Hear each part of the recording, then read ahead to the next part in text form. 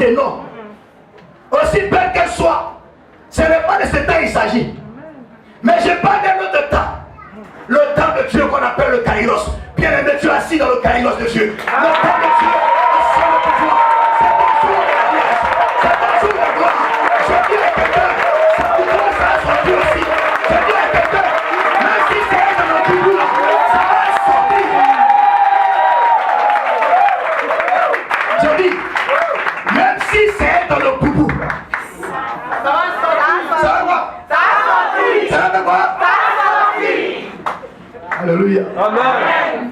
Oui, ça va sortir. Ça sort déjà même. Amen. Je dis ça sort déjà. Amen. Ça sort déjà. Amen. Je vois l'abcès qui est percé. Amen. Je dis ça coule. Amen. Amen. Amen. Vas-y-le. De passer le barreau, c'est-à-dire devenir avocate. Mais certaines choses se sont passées et finalement, je n'ai pas pu passer cet examen et je suis rentrée en catastrophe à Abidjan. Quand je suis rentrée à Abidjan, j'avais des choses à régler.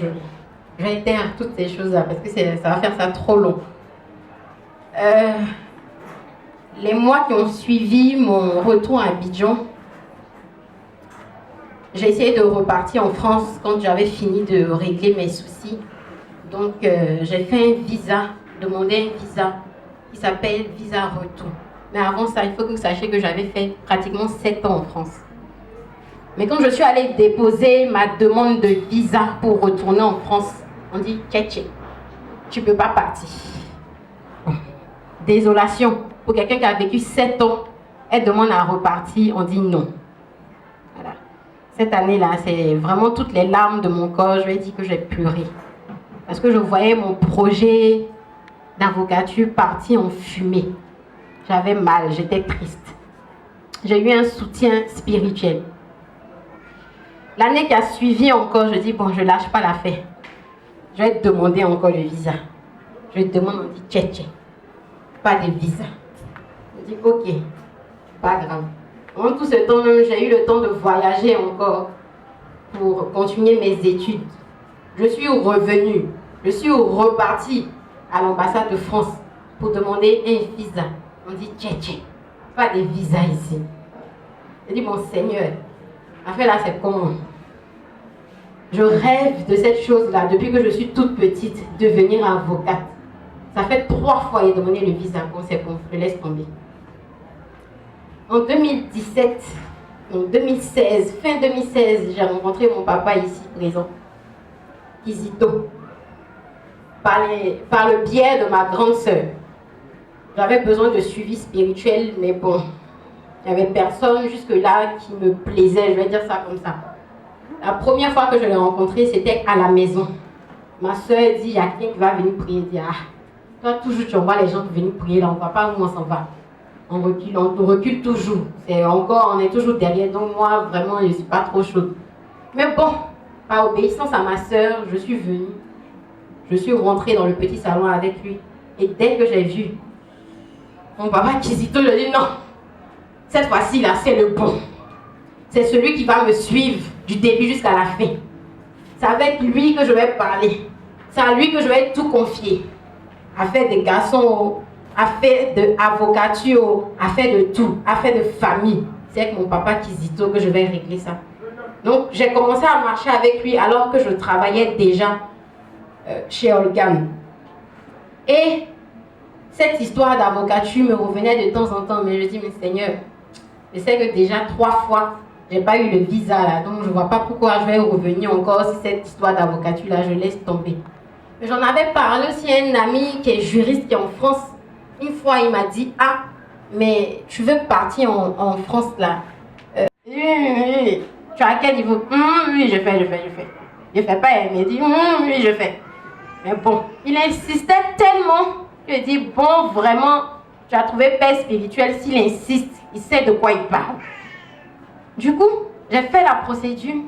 Je suis arrivée à son terme et je suis allée déposer mes papiers. Mais pour déposer mes papiers, les blancs, pour partir chez eux, il faut leur montrer quand même que tu peux assurer tes études là-bas.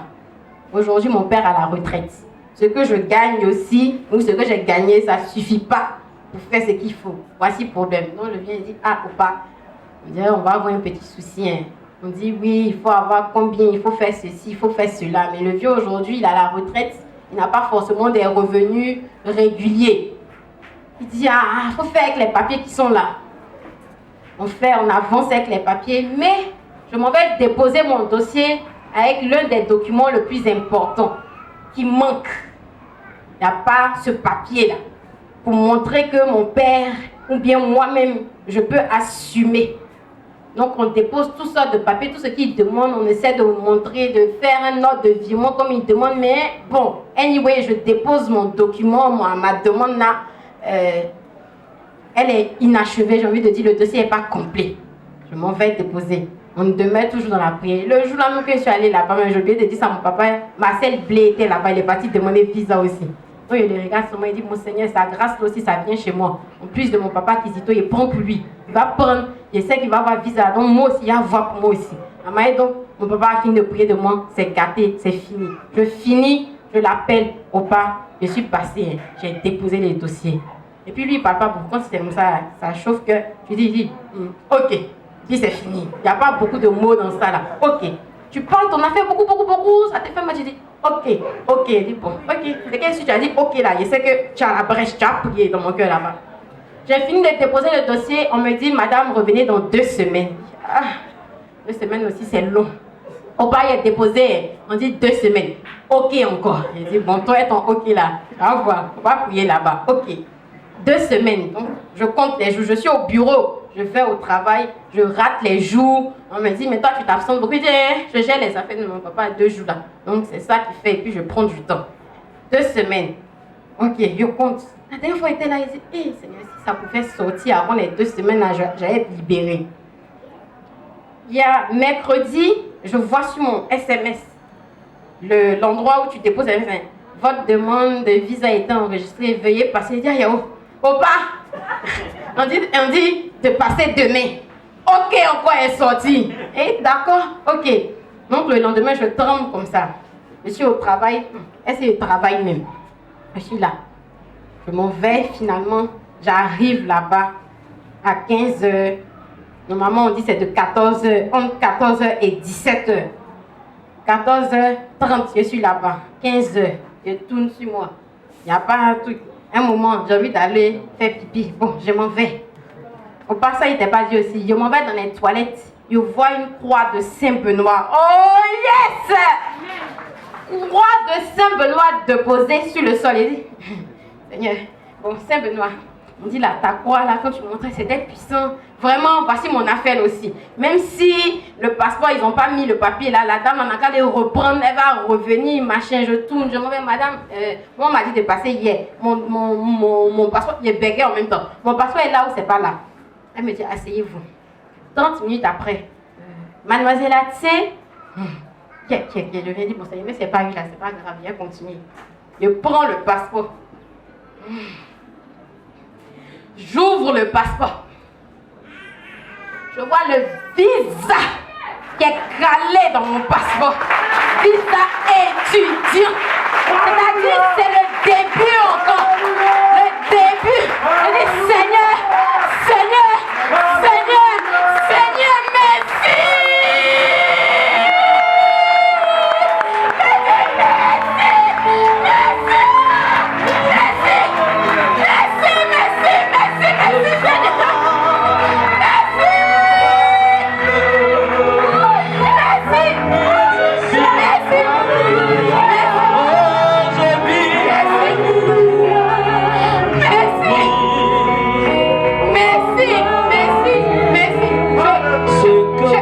merci.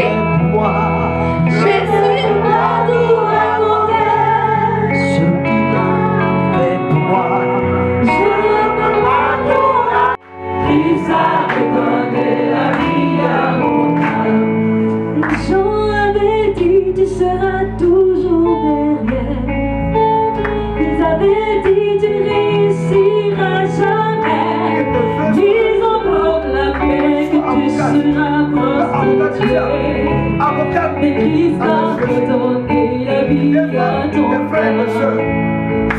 Ils t'ont humilié, ils t'ont abaissé, ils t'ont rejeté, ils t'ont délaissé, t'ont dit que tu ne réussiras jamais.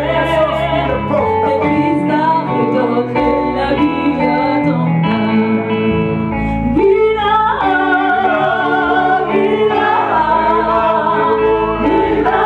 redonné la vie à... Ils sacrifient leur vie. Pendant des années, tous les diplômes qui sont à l'église. Qui va s'occuper d'eux? Un homme d'affaires, regardez notre papa Mathias Marie. Il était quoi? DRH. Directeur de ressources humaines. À Kotoa, à Fribache. Et puis il a laissé. Quand Dieu l'a appelé pour laisser sa femme, dit: hé, on va manger quoi?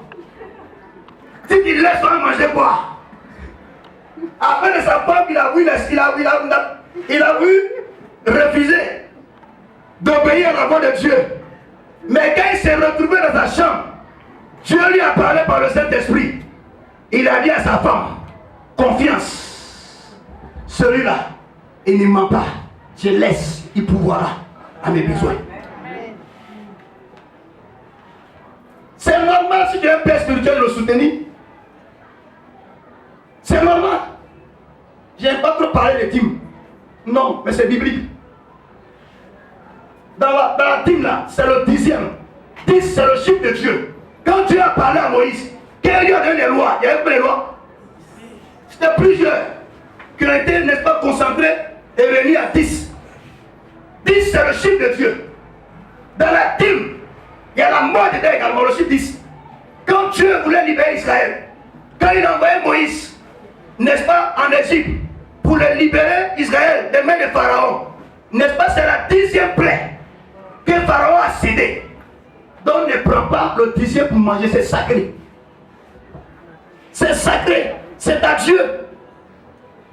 Donc tu es un père spirituel, c'est normal que tu le soutiennes. Quand il y a des programmes comme ça, et comme ton père spirituel, ce père-là, il n'est pas seulement celui qui dépouille, mais il est celui qui donne également. Amen. Oui, un père, il est celui qui donne, qui console. Comme je le disais tout à l'heure, le père spirituel, c'est cet homme-là qui a la crainte de Dieu, qui est plein d'amour et de miséricorde, et qui renferme en lui ses 5 attributs. Amen. Il est amour, ce père, quand il arrive du travail, quand il entre à la maison, quand le fils voit son père, qu'est-ce qu'il fait? Il accourt vers son père. Et le père, quand il court vers son père, qu'est-ce qu'il fait? Il regarde dans les mains de son père. Qu'est-ce que son père a dans les mains? Donc il court vers ses cadeaux que son père a. Le père pense que c'est lui qui vient saluer. C'est parce qu'il a vu c'est quelque chose dans tes mains. Et quand il s'approche du père, le père est obligé de donner à l'enfant ce qu'il a dans sa main. Donc le père il donne. Quand il lui donne, lui aussi donne. Amen. Amen. Et après, quand il donne à l'enfant, qu'est-ce qu'il fait? Il va soulever l'enfant. Et il lui donne d'abord. Et puis après, il soulève l'enfant. Il le met sur sa poitrine. Pour respirer son odeur. Pour rester en contact avec lui. Pour que l'enfant sente l'amour qu'il reçoit pour lui. Mais en même temps qu'il colle l'enfant à sa poitrine, l'enfant ne se gêne même pas à vomir sur son papa. L'enfant va vomir sur le père. Sa pompon costume. L'enfant ne connaît pas que c'est blanc. Ou c'est jaune, ou c'est Zara, ou c'est une belle robe comme ma fille Valérie. Smalto. L'enfant vomit dessus, avec toute la saleté. Mais le père ne se fâche pas. Il nettoie. Il dépose l'enfant, il nettoie. Et puis sur l'enfant, quand il le met là. Ça c'est 2. Premier attribut, il donne. Deuxième, il est amour, il le met là. Et l'enfant, quand il met l'enfant sur la poitrine, l'enfant va vomir sur lui. C'est l'enfant, le temps va l'insulter. L'enfant va le critiquer. Mais comme le père sait que c'est un enfant, il lui pardonne, il le reprend encore. Amen. Et quand il le reprend, il fait quoi? Quand il le reprend, il fait quoi? Il a mis là. Après, il le prend encore. Il le fait dans les yeux pour lui communiquer la vision qu'il a. Il lui transmet quelque chose dans les yeux. Il le regarde pour dire, on ne fait pas ça, ne fait plus ça. Et après, il prend l'enfant encore. Alléluia. Amen. Alléluia. Je suis en train de parler de toi. Il prend l'enfant. Il le soulève. Il a fixé les yeux. Il le soulève. Il est fier de l'enfant, il le regarde. Il le montre à Dieu. Et après, l'avoir montré à Dieu, il aide l'enfant à marcher. Il le met ici sur ses épaules. Pour qu'il soit en hauteur, pour voir loin. Il vous voit loin. Là où le Père n'a pas vu, Dieu, le Père permet que l'enfant voit. C'est le Père qui relève l'enfant, qui révèle l'enfant. Amen. Amen. Voilà pourquoi on dit celui qui n'a pas un père, un fils qui n'a pas de père, n'a pas de repère. Mais un père qui a des fils, et que ses fils ignorent, et que ses fils ne soutiennent pas, ne peut pas réaliser la vision que Dieu lui a confiée. C'est bien beau qu'on prie. Matin, midi, soir, frère qui dit au combat, Madès Marie, Rabassa Karabaï. On prie pour toi, tu tombes, tu te lèves. Frère. Je sortais, je suis venu acheter le pain. J'habite ce quartier. Je suis venu acheter le pain sur la route ici. Et papa Tizito m'a vu, il m'a dit, ma fille, je veux te parler. Tu vas où? Il dit, je vais faire mes cheveux. Il dit, si tu finis, vers les 16h, passe chez moi. Il dit, j'ai compris. Donc je suis allée faire mes cheveux. Nous étions dans le salon en train de faire les cheveux, puis la coiffeuse a dit, on n'a qu'à se mettre devant la porte pour qu'elle puisse brûler mes cheveux, puisque c'était des mèches. Quand elle a dit ça, j'ai tiqué un peu, j'ai dit non, pourquoi on ne reste pas dans le salon pour faire les cheveux? Ici, là, il y a la route. Elle dit, on n'a qu'à descendre, que les voitures là sont un peu éloignées de nous. Donc, nous sommes descendus, nous étions assises là, on a donné dos à la route. Où on s'en rend compte, une moto est venue nous percuter, nous renverser, nous de moi-même, la moto m'a projeté sur la route. S'il y avait une autre voiture là, la voiture allait m'écraser. Et j'ai fait l'accident.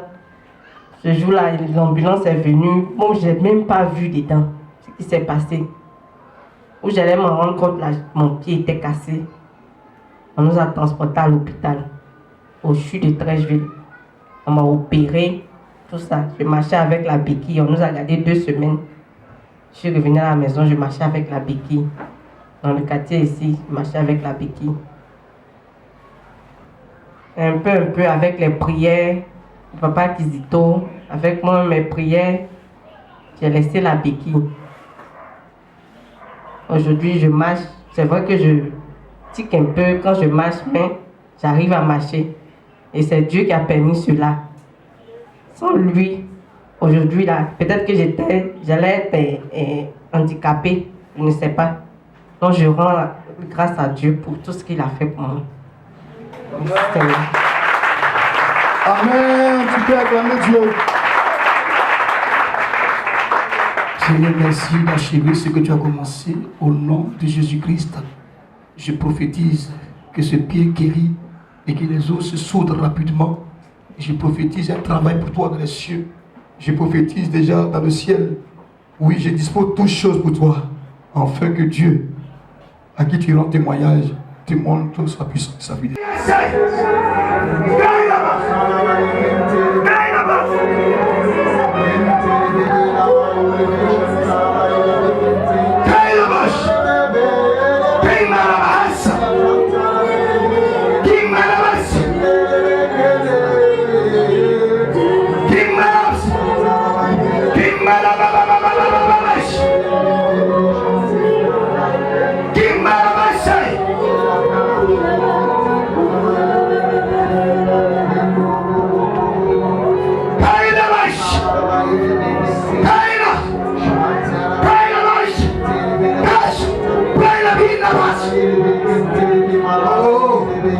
Il y a un feu ici, il y a un feu là. Il y a un feu ici. Il y a un feu de conversion. Il y a un feu. Il y a un feu. Il y a un feu. Il y a un feu. Il y a un feu qui s'allume.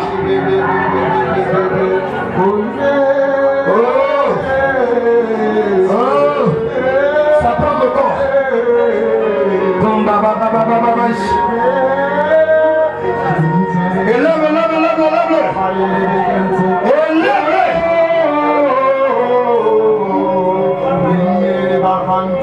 Lève-le.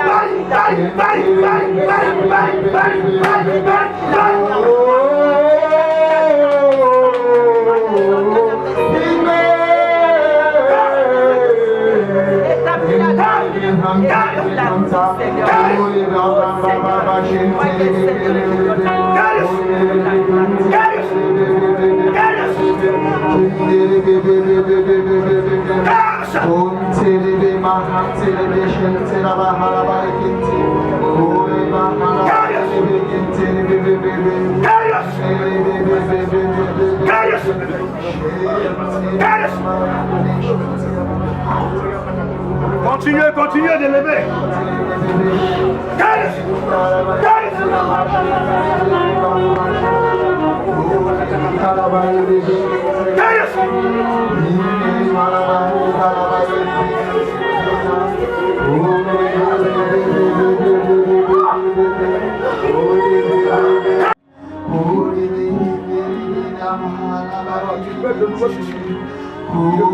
Je vois des nouvelles Jésus. Au sein de l'évangile, tu es appelé à parler de Jésus. Tu es appelé à parler de Jésus. Tu es appelé à parler de Jésus. Tu es appelé à parler de Jésus.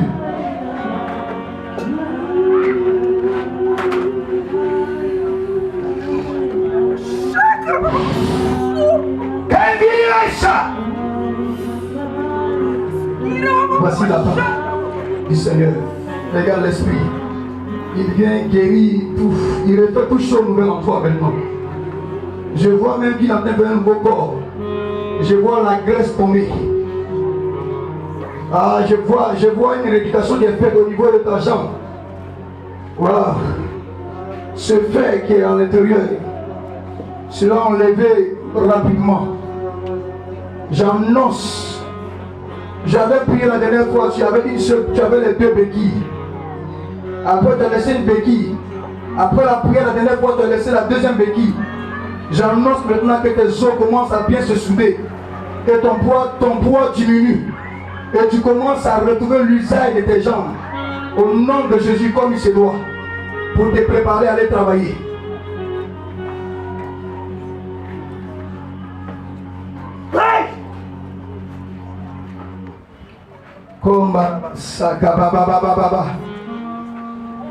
Oh le chèque bébé. Aïe aïe aïe. Wow, Jésus.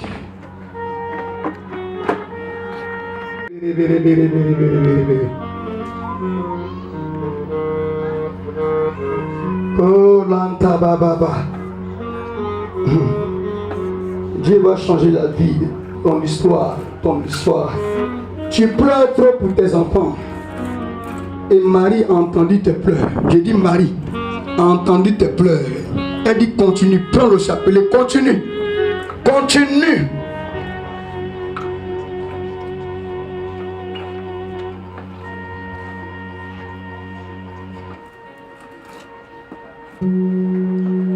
Comme d'Abarashi qui dit.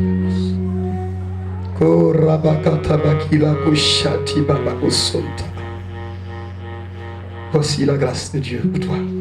Voici la grâce. Il dit pardonne tout. Pardonne tout. Il dit encore un peu de temps, je manifesterai ma gloire. Et tu rendras témoignage. Il dit regarde ma main. Il dit je vais changer ton histoire.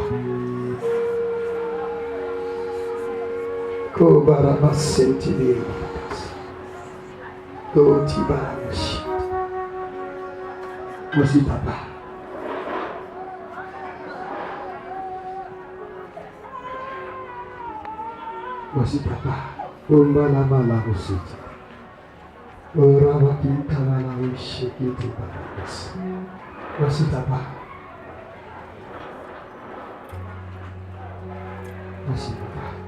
Voici papa. Voici papa.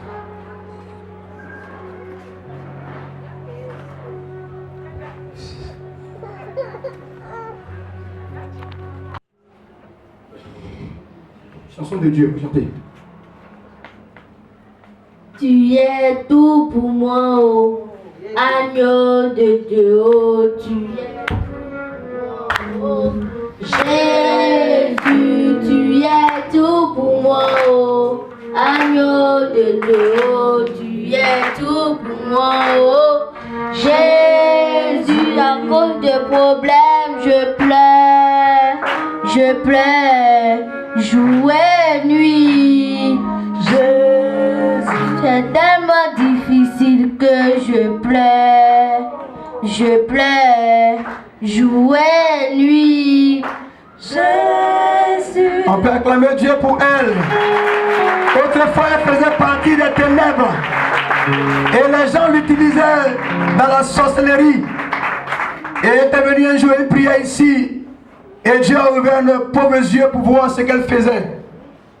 Et avec l'accord de sa maman et la bénédiction de notre père aumônier, le père Adolphe Bois Adolphe de la paroisse Notre-Dame de l'Association de Mancy Podomo, qui l'a écouté et qui lui a donné la bénédiction et qui m'a béni pour la conduire, pour prier avec elle jusqu'à ce qu'elle soit libérée. Et le père disait qu'Isito va prier doucement, doucement, doucement, doucement, doucement. Un matin, tout va disparaître et un matin, tout a disparu. Les ailes ont été cassées, les yeux ont été cassés, les oreilles ont été bouchées. Tout ce qui était des yeux des ténèbres, le nom de Jésus est passé par là. Et Jésus l'a libéré. Je casse, je libère ta vie, je délivre ton corps et ton âme. À partir d'aujourd'hui, tu sors de la sorcellerie et tu deviens citoyenne du royaume de Dieu.